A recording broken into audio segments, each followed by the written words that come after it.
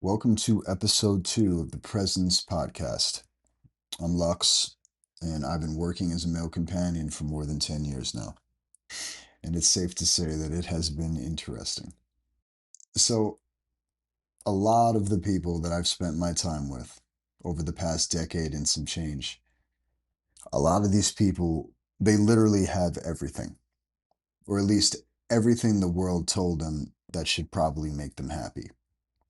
Yet they're not. Not all of them are unhappy, but none of them are totally fulfilled. Some of them are lonely, but most of them, there's just a disconnect. There's a void. Doesn't matter what kind of position they've had. Super high ups of the world, CEOs, executives, A-list actors, musicians, doesn't matter. People at the very top of whatever field they happen to be in. These people have all the connections, they have all the money, they have all the material goods, they have all the resources, they have everything. And yet, the majority of them, when you get them alone and you're having a conversation with them where you're actually present and they feel safe and comfortable around you, you'd be surprised how many of them feel totally alone in this void that they're just desperate to fill. You probably guessed it, but that's the reason that I'm there to begin with. So there's this gap in their life, this gap between having and feeling, and that's where I've spent literally the last decade of my life, within this gap that people have within their lives. And what I've learned is that the thing these people are actually paying for isn't the thing that most of them think they're paying for. And it's probably not what you think they're paying me for either. But that's another story. So if you guys missed episode 1, just a really quick recap. I've been doing what I've been doing for a long time. I've chosen to remain anonymous. I am very, very, very particular about my privacy and discretion, and I take that stuff very seriously, not only for me, but for myself and for my clients, as I need them to trust me, and I need to be able to trust them. And trust is one of the building blocks on creating a sort of real, meaningful relationship. People need to feel safe. More on that some other time. But after doing this for so many years, I was sitting around about a year ago having a conversation with a friend of mine, just in passing, nothing crazy. And he had said to me, "Don't you think it would be kind of interesting to talk about all of this stuff that you actually do for a living that nobody knows anything about?" And I was like, "Definitely not. Who's going to give a shit about any of that?" And he pushed back on me. He was like, "No, I actually do think people would give a shit." And I still kind of shrugged him off. And he said, "Even if you don't give a shit, it would probably still be fun." So I bought into that because everybody needs to have a little bit of fun in their life. So I decided to make a TikTok, and I was trying to figure out the best way to go about it because, I didn't want to expose myself in any kind of real way. So I found this filter, and it was a face blur. And I popped that on, and I even laughed at that. I thought it was hilarious. I thought that nobody is going to watch this shit. And what I could have never predicted was that people found it really, really interesting. And not just a handful of people, but like a lot of people. And it really got me thinking about things like all of the questions that were coming in about it. It wasn't about the job, at least not the way you'd expect. They were about people, they were about loneliness, they were about how to sit with someone you love, they were about how to be able to pay attention to another person without having a phone in your hand, texting four other people while you're doing it. These people were asking me things that they probably wouldn't ask out loud in their own lives. So they were kind of doing it vicariously through me. And it hit me all at once.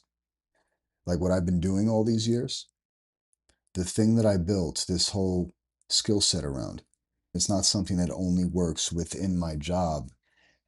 All these things that I've been doing for all these years, it's just human. And that's what a lot of us are trying to do with the people that we care about. And we're failing even more than we'd like to admit. And I think this is why it captured people so deeply. All of the things that they were struggling with in their own lives were things that they were picking up in my experiences with my clients and the people that I was spending my time with. And a lot of the times, what was missing in their lives and in the lives of the people that they were spending their time with and the people that they were important to, and vice versa, was presence. And with that being said, it probably makes a good amount of sense to take a look at what presence actually looks like. And I can't tell you how many times presence was just walking around a park with someone. Let's just use Central Park, for example, since it's something easy for everybody to envision. Just picture you were taking a walk around Central Park. You start at 59th Street and you work your way into the park, and all of a sudden you end up at the boathouse, sitting around the Bethesda fountain, just admiring its beauty, walking through the tunnel, over the bridge, which happens to be one of the most romantic locations in all of New York City and the number one spot for proposals, just circling around together with one another. And just think of every single person that I've ever done that with had told me that that was the closest that they've ever felt to somebody in the last full year of their life and maybe even beyond. And all it took for me was to actually be there with them. That is how absent a lot of people are and how little presence they actually experience in their lives on a daily basis. Like, I wasn't halfway there. I wasn't sitting around waiting for my turn to talk. I was there. And that's what people want and crave and desire and need so very much. And I can't tell you how many times I've had similar situations, but instead I sat across from somebody at a quiet dinner table, maybe by a window with a candle or two, incredible food. Even if it was incredible, nobody was really paying attention to that shit. It was just about being completely focused on one another. And that kind of connection, that's what it is that people are literally starving for. And the longer I did this kind of work, and the more I understood something that took me an embarrassingly long time to figure out, is that the most memorable people in any room aren't the most interesting ones, they are the most interested ones. They're the ones who lead you to feel something, somewhere in the middle of a conversation, that you are the only person worth paying attention to you. That is the work. That is what it is that I do. And that's what I got paid for over and over and over again. And I didn't even really fully understand it for a very long time. And there were things that I didn't see coming. And I want to spend a good amount of time on this and emphasize this specifically because this is the part that took me even longer to figure out. It's not just about what you do for someone. A lot of times, what makes a person feel most connected to you is what they get to do for you, meaning it's actually not about them. What it is that fulfills them as a person is what they can do for you. I'll explain just so this makes more sense. The people that I'm spending time with, these are people who are paying me to be there. They could just show up, lean back, and just let me do my thing because that's what they're buying, right? And yet, the ones that seem to get the most out of our time together, the ones that look the most alive and the most fulfilled when it's all said and done, are the ones that can't wait to do everything and anything for me. And at the very least, something. Whether it's buy me some kind of a gift, even though material shit doesn't really matter, or it's take me out to a beautiful place to eat, which is something I enjoy because it's an experience, or maybe just listen to what I'm saying in a conversation about something I like, and then the next time we get together, it appears they just have it for me. And they get so much joy out of that. But I'll tell you about one evening in particular that's going to really pull this thing together so you understand. Let me paint a picture for you. I was invited into someone's home, and this doesn't happen often. You know, a lot of times when people fly in from out of town, they have a hotel or something like that. But this was different because this was the first meeting. I did not know this person yet. And it takes a lot for someone to feel comfortable enough to open up their home to you. That's a very personal space. So it doesn't happen often. But when it does happen, it's incredibly meaningful and very special. And prior to me coming over, this person had asked me what I like to eat, the way I like to eat it. Like they were so detailed in the explanation that they required because they clearly wanted to put a significant amount of effort into this meal that they were kind enough to cook for me. And they cooked, and they didn't just cook, but they cooked the way someone does when they've been thinking about you the entire day and maybe even several days. Like every single detail was considered. Like not only the food itself, but the order in which things came out, the way the table was set, everything was just perfect, like exactly right. And the way that they watched me receive it, I watched them light up because of that. And more so because they listened well enough to get it exactly right. And that's when I understood this whole loop that took me years to really understand. It's that people crave doing things for the people that they care about. And it's not that they just crave the act of actually doing it, but they deeply crave the response. They crave the acknowledgement of all of the effort that they put in. And when you receive that effort, when you let someone know you noticed, that you're paying attention, that what they did landed in the perfect way, that's how they know you're present with them. This is what completes the loop. Not because of what you did for them, because of how you received what it is that they did for you. That's such a powerful thing, and that fulfills people so much more than you could ever understand. And that took me years to really grasp how powerful that really is. Just sit with that for a second. These are people who are paying me to be present with them, and the thing that they're actually chasing, and the thing that lands with the most emphasis is the chance to give something back, because it's in that gesture and in my reaction to it that they finally feel what presence from the other side of the equation actually is. They get to be the one being seen. They get to feel human, and that is the loop. That's the part that 99% of people miss. I even missed it, and I was doing it for years and years, and I just did not catch it. It took me such a long time.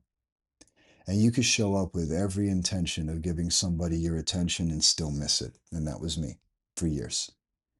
And that's because you just forget how to let them give something back. Being present is a two-way street. Don't ever forget that. Now, there's another half of my job entirely, and this is the more subtle half. And this is something that no one ever taught me. I just learned by watching and observing people.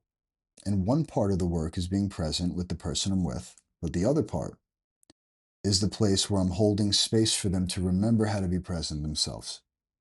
And a lot of people I spend time with don't get practice at this. They're in a life where there's just shit buzzing around them all the time. Everybody's putting on a performance, everybody's trying to sell them something.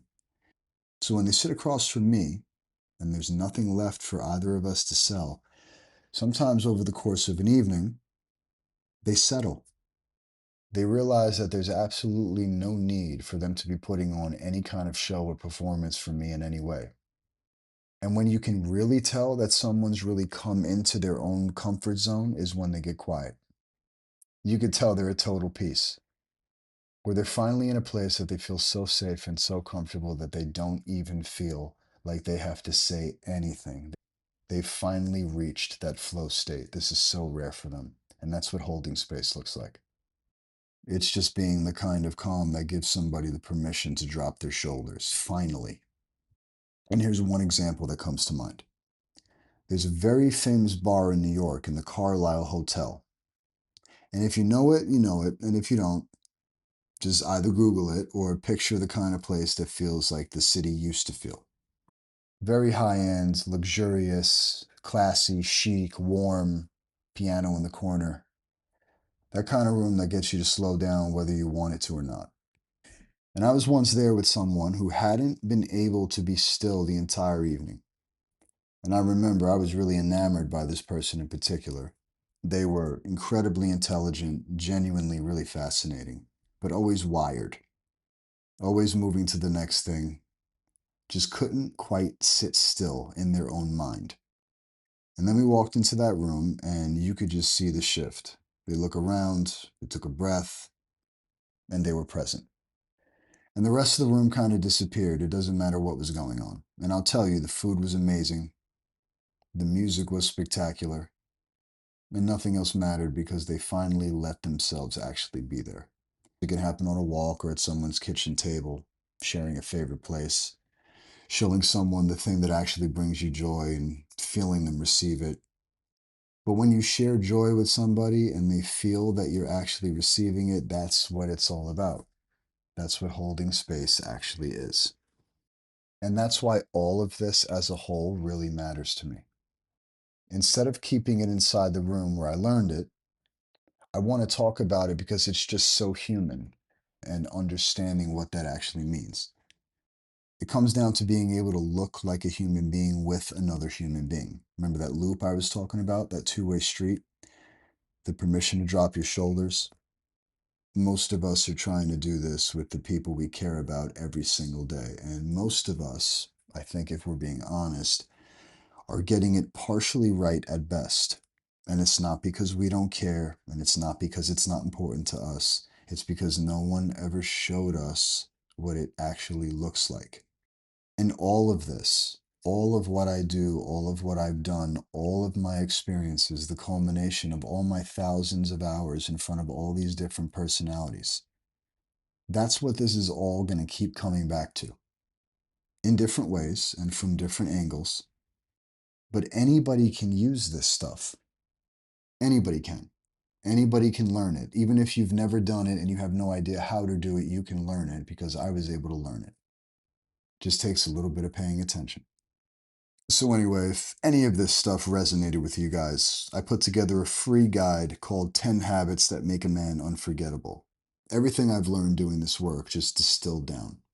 And if you're a man, it's totally and directly for you. And if you're a woman listening, it might be the most useful thing you ever hand to a man in your life who's trying to show up better on a daily basis. The link is in the description below. Just drop your email and it's yours. For all of you guys that stayed with me and listened to the very end, I want to thank you profusely. The support is very, very much appreciated. Please give me a follow. I drop a new podcast every single week, and I have so, so much more that I can't wait to talk about, and I hope that you can join me there while I do. Till next time.